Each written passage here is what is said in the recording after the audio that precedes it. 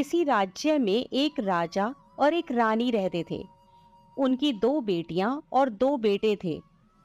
उनकी एक बेटी का नाम अमावस्या और दूसरी बेटी का नाम पूर्णिमा था। पूर्णिमा बहुत ही धार्मिक स्वभाव की थी। वह हमेशा पूजा पाठ किया करती थी और गाय की सेवा किया करती थी। घर का सारा काम भी करती थी। लेकिन अमावस्या का पूजा पाठ में कोई मन नहीं लगता था। वह कभी भी न तो कोई पूजा करती, न ही कोई घर का काम करती थी। दोनों बहनें एक दूसरे से बहुत प्यार करती थीं। राजा रानी का व्यवहार भी पूर्णिमा के प्रति अच्छा नहीं था। वह अमावस्या को तो चाहते थे और अपने दोनों पुत्रों से भी प्यार करते थे, लेकिन पूर्णिमाशी को नहीं करते थे। धीरे धीरे समय निकलता है। राजा रानी के बच्चे बड़े हो जाते हैं। राजा अपने दोनों बेटों का विवाह कर देते हैं। अब बेटियां भी बड़ी हो रही थीं। फिर सभी लोग राजा से कहते हैं कि इनका भी विवाह कर दीजिए। राजा ने कहा, हाँ, विवाह तो करना है। फिर रानी ने राजा से कहा, पूर्णिमा का विवाह किसी बड़े घर में मत करना, क्योंकि इसे तो काम करना पसंद है, गाय की सेवा करना पसंद है, भजन कीर्तन और कहानियों में इसका मन लगता है, पूजा पाठ करना भी इसे अच्छा लगता है। अगर यह किसी बड़े घराने में चली गई तो वहां यह सब नहीं कर पाएगी, इसलिए इसकी शादी किसी गरीब घर में ही कर देंगे। राजा ने कहा, ठीक है। और राजा पूर्णिमा के लिए रिश्ता तलाशने लगा और अंत में एक गरीब और बहुत ही साधारण घर में राजा ने पूर्णिमा का विवाह तय कर दिया। तब रानी ने कहा, महाराज, अमावस्या भी तो शादी के योग्य हो गई है, इसके लिए भी वर देखिए। दोनों बहनों का विवाह एक साथ ही कर देंगे। राजा ने उसी गांव के राजा के बेटे के साथ अमावस्या का विवाह तय कर दिया।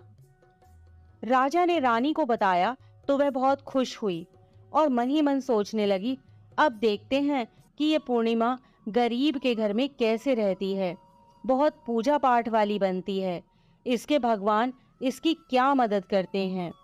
फिर समय आने पर राजा ने अपनी दोनों बेटियों का विवाह कर दिया। अमावस्या को बहुत धन दौलत दी, लेकिन पूर्णिमा को कुछ भी नहीं दिया। पूर्णिमा के भाई भाभी उससे बहुत प्यार करते थे, क्योंकि वह अपनी भाभियों का काम में हाथ बटाती थी। लेकिन अमावस्या उन पर रौब जमाती, उनसे अपने काम कराती, इसलिए अमावस्या के प्रति भाभियों का ज्यादा स्नेह नहीं था। फिर अमावस्या और पूर्णिमा दोनों अपने अपने ससुराल चली गईं। एक बार की बात है, अमावस्या ने अपने घर में शिव चर्चा रखी। सबको बुलाया गया, लेकिन उसने अपनी बहन पूर्णिमा को नहीं बुलाया।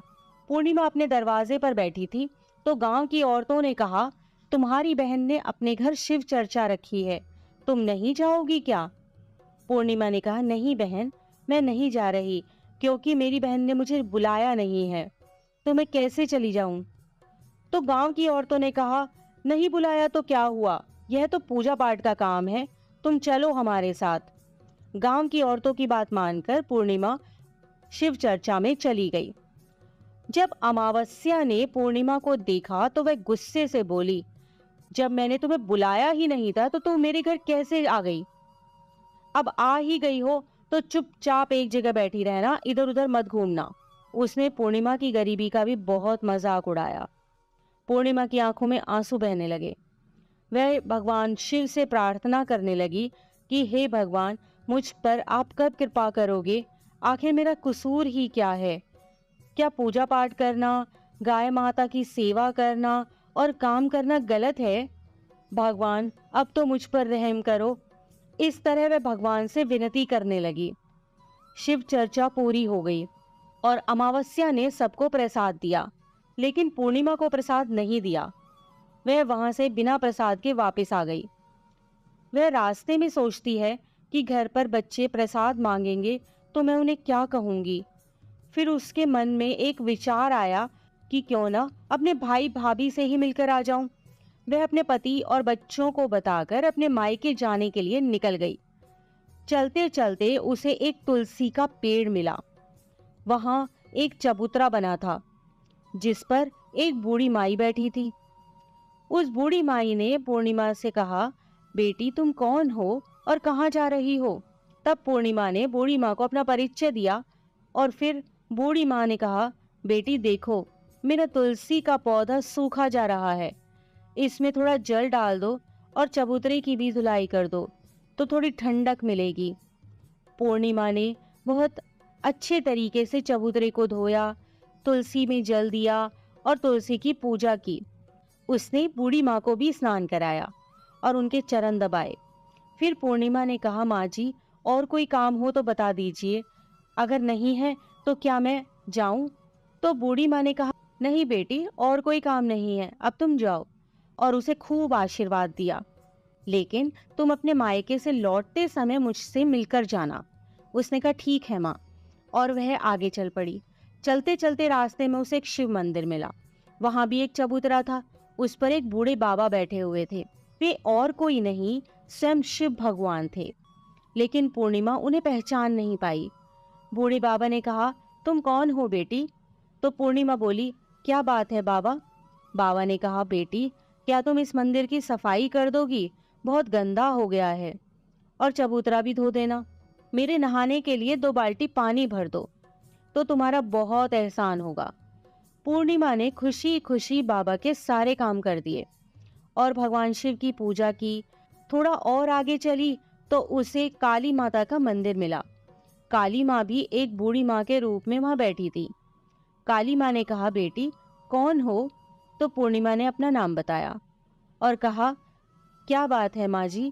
तो बूढ़ी माँ ने कहा, बेटी, जहाँ सब पूजा पाठ करके तो चले जाते हैं, कोई मंदिर साफ नहीं करता।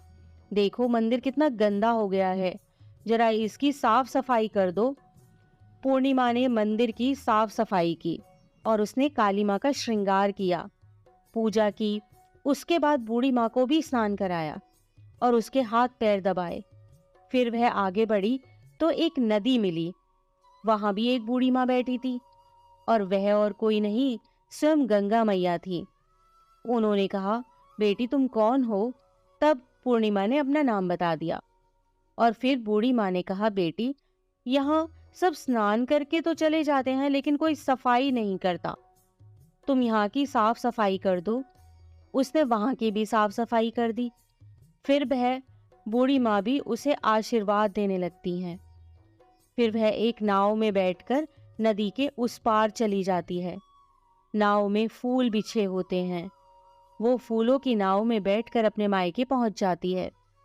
उसके भाई भाभी पूर्णिमा को देखकर बहुत खुश हो जाते हैं और उसकी खूब खातिरदारी करते हैं। फिर सब खूब बातें करने लगते हैं।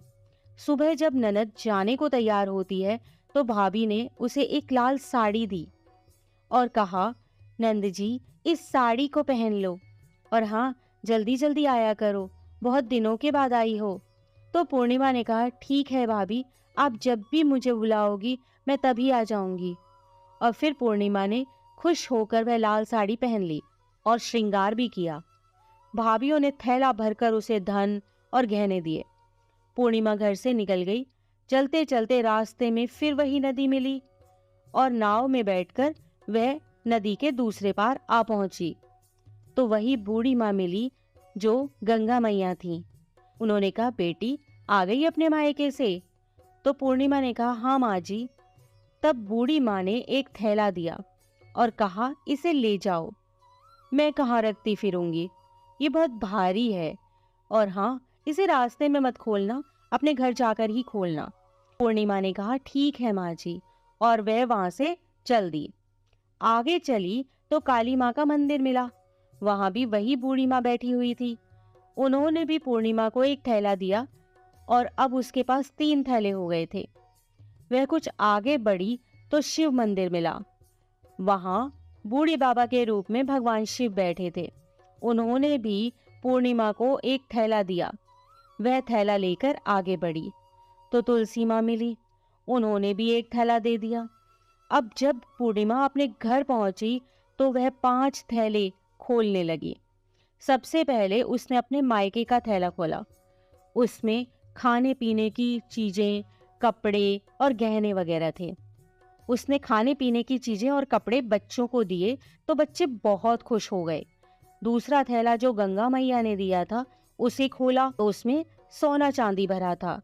तीसरा थैला जो काली माँ ने दिया था, उसमें 16 सिंगार का सामान था। चौथा थैला जो भगवान शिव का था, उसमें सब खुशियां थी, धन संपत्ति सब कुछ था। पांचवा थैला तुलसी मैया का था। जब उसने उसे खोला तो उसमें चावल, गेहूं और हर तरीके का अनाज था। पूर्णिमा के घर अब किसी प्रकार की कोई कमी नहीं थी। धन संपत्ति और भंडार से उसका घर भर गया था। पूर्णिमा खुशी खुशी रहने लगी। एक दिन पूर्णिमा ने सोचा, क्यों ना मैं अपने घर शिव चर्चा कराऊं। फिर पूर्णिमा ने शिव चर्चा रखी, सबको बुलाया। वह अपनी बहन के घर भी गई बुलावा देने। जब अमावस्या अपनी बहन के घर शिव चर्चा में आई तो उसके घर में धन दौलत देखकर आश्चर्य में पड़ गई। फिर अमावस्या ने पूछा, तुम्हारे पास इतना धन दौलत और वैभव कहाँ से हो गया? तो पूर्णिमा ने कहा, देखो बहन, तुमने शिव चर्चा रखी थी, मुझे नहीं बुलाया, फिर भी मैं बिना बुलाए तुम्हारे घर गई, लेकिन तुमने मुझे प्रसाद भी नहीं दिया। फिर तुम्हारे घर से आने के बाद मैं मायके चली गई। और इस तरीके से एक एक करके पूर्णिमा ने सारी बातें अमावस्या को बता दी। अमावस्या ने कहा, मैं भी अपने मायके जाऊंगी, तुम मुझे भी डांटो और प्रसाद भी मत देना। लेकिन पूर्णिमा ने कहा, भगवान का प्रसाद है, मैं तो सबको दूंगी। लेकिन अमावस्या ने प्रसाद नहीं लिया और अपने घर जाकर बच्चों से कहकर अपने मायके के लिए चली गई। चलते चलते तुलसी माँ मिली। उन्होंने कहा, बेटी, यह एक चबूतरा धो दो, तुलसी में पानी डाल दो। तो अमावस्या ने कहा, ए बुढ़िया, मैंने इतनी महंगी साड़ी पहन रखी है, जी गंदी हो जाएगी, मैं कुछ नहीं करूंगी। आगे चलकर भगवान शिवजी मिले तो उसने उनसे भी ऐसे ही कह दिया। उससे आगे काली माँ मिली तो उनसे भी यही कह दिया। और फिर गंगा मैया मिली और उनसे भी उसने ऐसा ही किया और उनका कोई काम नहीं किया। जब वह नाव में बैठी थी, नाव में कांटे थे, ये कांटे उसके पैरों में चुभ गए। फिर वह अपने मायके पहुंची। जब उसे भाभीियों ने देखा तो मुंह बना लिया, जे कहाँ से आ गई। अरे, पूर्णिमा के पास तो कुछ नहीं था, इसलिए उसे सब कुछ दिया, लेकिन यह यहाँ क्यों आई है? चलो कोई बात नहीं, अब आ ही गई है तो क्या कर सकते हैं। उन्होंने अमावस्या से कहा, आओ जीजी बैठो। अमावस्या खाना खाकर सो गई। सुबह हुई तो अमावस्या ने कहा, भाभी अब हम चलते हैं। तो भाभी ने कहा, ठीक है। तब अमावस्या ने कहा, भाभी, पूर्णिमा को तो आपने थैला भरकर सामान दिया था, मुझे कुछ नहीं। तो भाभी ने कहा, जाओ, तुम्हारे घर थैला पहुंचा देंगे। फिर अमावस्या चल दी तो गंगा मैया मिली। गंगा मैया ने कहा, आ गई बेटी? तो उसने कहा, आपने पूर्णिमा को तो थैला भरकर दिया था, मुझे कुछ नहीं दोगी? तो गंगा मैया ने कहा, ठीक है, जाओ बेटी, हम तुम्हारा सामान तुम्हारे घर भिजवा देंगे। ऐसे ही भगवान शिव ने, काली माँ ने और तुलसी माता ने कह दिया। जब वे घर पहुंची तो उसके आंगन में 5 थैले रखे थे। जब अमावस्या सारे थैले खोलती है तो किसी में मिट्टी, किसी में ईंट पत्थर, किसी में सांप बिच्छू थे। उसने अपना माथा पीट लिया और कहा, हे भगवान, हमें मायके में भी कुछ नहीं मिला और इधर भी कुछ नहीं मिला। फिर अमावस्या दौड़कर पूर्णिमा के पास जाती है और कहती है, तुझे इतना सब मिला लेकिन मुझे तो कुछ भी नहीं मिला। तो पूर्णिमा ने कहा, जब मैं मायके जाती हूँ तो भाभीियों की मदद करती हूँ, तुमने तो भाभीियों की मदद कभी नहीं की, तो भाभी तुमको क्या देती? गंगा मैया को भी तुमने ठुकरा दिया, शिवजी, काली माँ और तुलसी माँ, सबको ही तुमने ठुकरा दिया, इसलिए भगवान ने तुम्हें कुछ नहीं दिया। अमावस्या कहती है, बहन मुझे माफ कर दो, मैंने सदा तुम पर अत्याचार किए हैं, लेकिन इसमें मेरा कोई कसूर नहीं था। तुम मुझे भी विधि बतलाओ जिससे मैं भी भगवान की भक्ति करके सब कुछ पालूंगी। तो पूर्णिमा ने कहा, बहन देखो, 3 ही बातें हैं ज्ञान की। पहली, सब पर दया करना, दूसरी चर्चा करना और तीसरी है 108 बार ओम नमः शिवाय का जाप करना। बहन, भगवान ने जो 3 सूत्र दिए हैं वह प्रसाद के रूप में स्वीकार कर लो और हृदय में बसा लो। मैंने सच्चे मन से भगवान का पूजा पाठ किया, सबकी मदद की, सबका काम किया, इसलिए मुझे सब कुछ मिला। और तुम्हारे पास जो भी था वह भी खत्म हो गया। अमावस्या अपने घर गई